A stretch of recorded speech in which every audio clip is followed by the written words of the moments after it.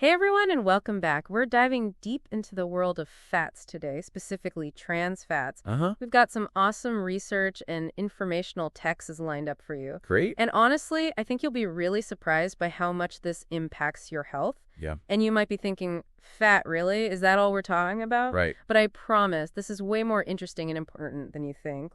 Did you know choosing the wrong spread for your toast could increase your risk of heart disease? Oh yeah, it's really important to understand all the different types of fats. Yeah, what even are trans fats? Well, they're not something you just like find in nature. Right. They're made through this process called hydrogenation. Hydrogenation. Yeah. Okay, so that sounds pretty intense.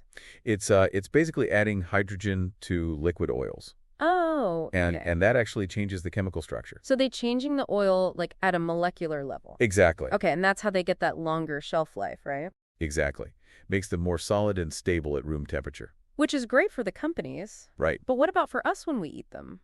Well, that's where things get a bit concerning. Oh, no. So they're not just chilling in our food harmlessly. No, they've been linked to a lot of health problems. Oh, man. Like what? Well, one of the biggest issues is that they raise your LDL cholesterol, Okay, the bad cholesterol, right. the bad cholesterol. And that's bad because... It contributes to plaque buildup in your arteries. So, clogging up your blood vessels. That's a good way to put it. Yikes. Yeah, over time, it can restrict blood flow and increase the risk of heart disease and stroke. I bet most people have no idea Yeah, that something like the oil in their food could have such a big impact on their heart. that's true. And it's kind of surprising, but trans fats were actually marketed as a healthier alternative to saturated fats. Wait, really? People thought trans fats were good for you? Yeah, back in the mid-20th century, saturated fat was the enemy. Right. So food manufacturers started looking for alternatives. And trans fats, since they were plant-based, they seemed like a good option. So, out with the butter, in with the margin. Pretty much. But as research went on, they realized that these manufactured fats, trans fats, were actually worse for you. Than the thing they were trying to replace. Yeah, Wow. And I'm guessing once they figured that out, people started to, take action. absolutely. Public health organizations started raising awareness and pushing for stricter regulations. Yeah, like New York City banning trans fats from restaurants. Didn't that, actually lead to some pretty big improvements? You're right. Back in 2007, New York City banned them, and studies have actually shown a decrease in heart attacks and strokes since then. That's awesome that a city can make such a big difference just by changing the type of fat in restaurants. It shows how powerful public policy can be in creating a healthier environment. And we're seeing similar actions globally. That's great. It sounds like things are moving in the right direction, but, it's easy to just lump all fats together as the enemy. Right, but that's not really the whole story. So there's more to it than fat is bad. Oh yeah, for sure. Some fats are actually essential for our health. Wait, we need fat. Uh-huh. There are three main types of fat: saturated, unsaturated, and trans fats. Okay. So which ones are good and which ones are bad? Well, they each one behaves differently in the body. Okay, so break it down for me. What about saturated fats? So those are typically solid at room temperature, like butter or coconut oil. Okay. And while they've kind of gotten a bad reputation, moderate amounts from natural sources can be okay. But too much, especially from processed foods, can raise that LDL cholesterol. Got it. So moderation is key with saturated fats. Yeah, What about unsaturated fats? those are the good guys. They're generally liquid at room temperature, like olive oil, avocados, nuts, and seeds. They're packed with unsaturated fats. Okay, so we've got saturated, unsaturated, and trans fats. The bad, the good, and the ugly. Exactly. And within the unsaturated fats. There are two main types: Oh, there's more. monounsaturated and polyunsaturated. Okay, so give me some examples. I'm a visual learner. Sure. So olive oil, avocados, nuts, and seeds, those are all great sources of monounsaturated fats. Okay. Polyunsaturated fats are found in things like fatty fish, like salmon, and also in some vegetable oils like corn and sunflower. So both types of unsaturated fats are good for us. Yes, But what about those polyunsaturated fats from fish? I've heard those are especially important. you're right. They contain omega-3 fatty acids. Omega-3s, those are the ones that are good for your brain, right? Exactly.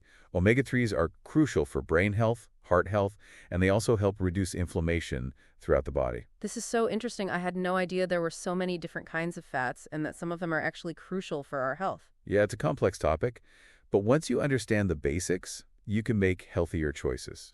All right, so we've covered the three main types of fats: saturated, unsaturated, and trans fats. And we even went a little deeper into the different types of unsaturated fats, like monounsaturated and polyunsaturated. Right. But before we move on, I want to be clear. When we say a diet, we're not talking about some crazy fad diet, are we? No, no, we're just talking about the foods we eat every day, our everyday eating patterns. Got it. So it's not about going on a diet. It's about making, like, sustainable changes to our normal eating habits. Exactly. And those changes can have a big impact on your long-term health. So how do we start making those changes? I mean, we've talked about all these different types of fats, but how do we apply that knowledge to our daily lives? That's a great question, and it's what we'll dive into next. All right, so we've got the rundown on the different types of fats. Now, how do we actually ditch those trans fats and make sure we're getting enough of the good stuff? Well, it all starts with being a good label reader. That's your first line of defense against those hidden trans fats. So grab your magnifying glass and head to the grocery store. Exactly. What exactly should we be looking for? Look out for partially hydrogenated oil. That's a dead giveaway. Partially hydrogenated oil.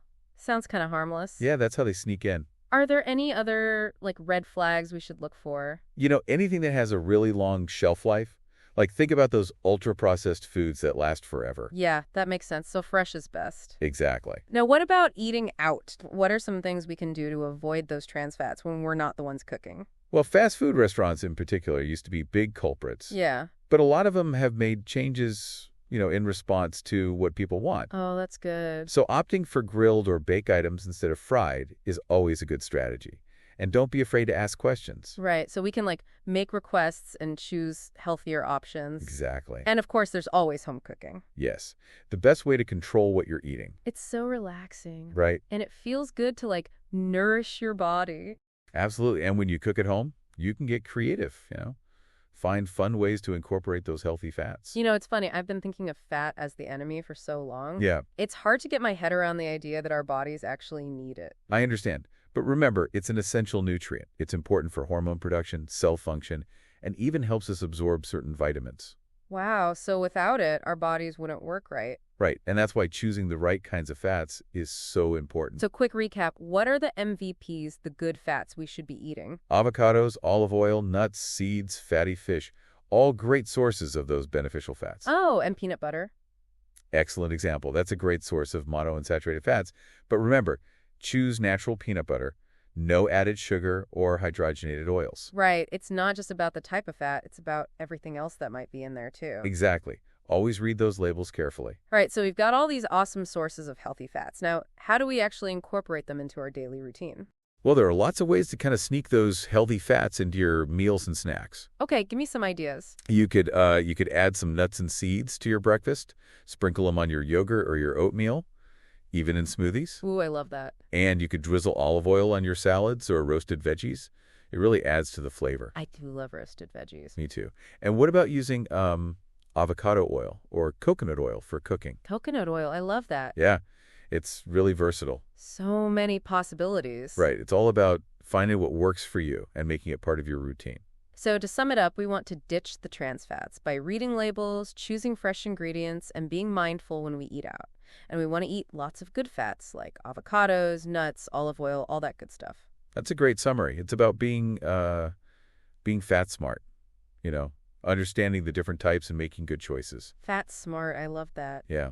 It's empowering to know we have the information we need to make healthier choices. And it's like, remember we talked about New York City banning trans fats Uh-huh. and seeing those amazing improvements in heart health makes you wonder what other changes could we make, on a bigger scale to create a healthier environment for everyone. That's such an important question. Yeah, it's it makes you think about how everything is connected. It is. When we make those positive changes, it can really inspire other people to do the same.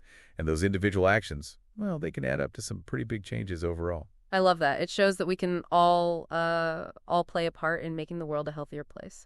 And that brings us back to you, dear listener. You've learned so much about the different types of fats and how they impact your health. What's one specific change that you can make to ditch those trans fats and start embracing those healthy fats? Yeah, what's one thing you can do? Maybe it's as simple as swapping out that margarine for some avocado on your toast. Or maybe you could add some walnuts to your breakfast. Or try some olive oil and roasted veggies for dinner. It's really about, finding those little changes that you can actually stick with. Exactly. progress over perfection, right? Totally. And, it's so empowering to realize that we actually have control over this. Absolutely. We're not just like stuck with whatever. We can make choices that will, that will help us be healthier. Yeah, it's about taking charge of your health and making choices that nourish your body. And you don't have to do it alone. There are so many resources out there, like, registered dietitians, nutritionists, they can help you. Yeah, if you need some guidance or support, reach out to an expert. Okay, so to wrap things up, let's remember the key takeaways. Trans fats, those are the bad guys. Avoid them like the plague. Right. Read those labels, choose fresh ingredients, and be mindful when you're eating out. Yep. But on the flip side, we've got those good fats. Avocados, nuts, seeds, olive oil, fatty fish, all those good things. Make them a regular part of your diet. Exactly. You're making an investment in your future. It's time to stop fearing fat. It's time to embrace those delicious, healthy fats. That's right. Stay curious, stay informed, and keep on diving deep. And we'll see you next time.